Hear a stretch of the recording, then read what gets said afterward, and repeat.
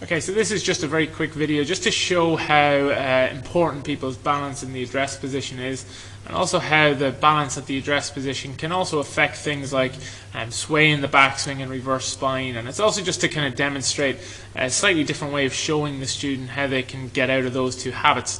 So when we look at the left hand side, one of the things that we pay attention to at the very beginning is just the balance and setup. So you'll see here on the left hand side, top left of the screen, you've got 74% in his right toe, 26 in his right heel, and 60-40 on the left foot. So definitely toe biased in the address position.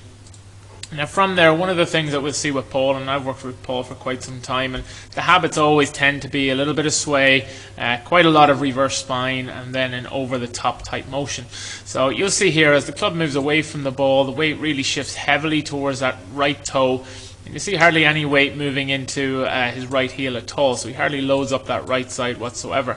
But as a result, you'll also see that the weight and hip tend to move out to the side of this green line. So what ends up happening is we get quite a lot of hip sway and quite a lot of reverse spine where he's tilting towards the target. And this is ideally what we want to get rid of as much as possible. He's had back pain in the past, he's got quite limited shoulders, but from here he really is only going to be able to swing it over the top from a downswing point of view.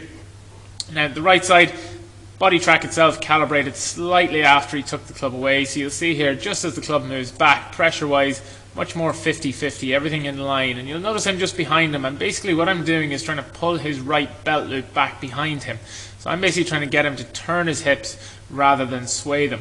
So as he comes away from the ball here, and if we draw up that same line, you'll notice how much more his hip rotates behind him. You'll see he loads up that heel a little bit better and then eventually into the toe. But at the top of the backswing, you'll notice just how much more neutral his spine now looks. So again, going from roughly the middle of his face to his belt loop, he's pretty much back to straight. And for me, that's a huge improvement, because from here he's got a really good chance of making a downswing that doesn't move over the top. While on the left hand side, he's going to find it difficult to do just about anything other than an over the top movement. You'll notice his legs look much more efficient. They've kind of rotated again rather than kind of sliding to the side. And like I say, from here he's got a good opportunity to get the weight moving forward correctly and hit a really good golf shot.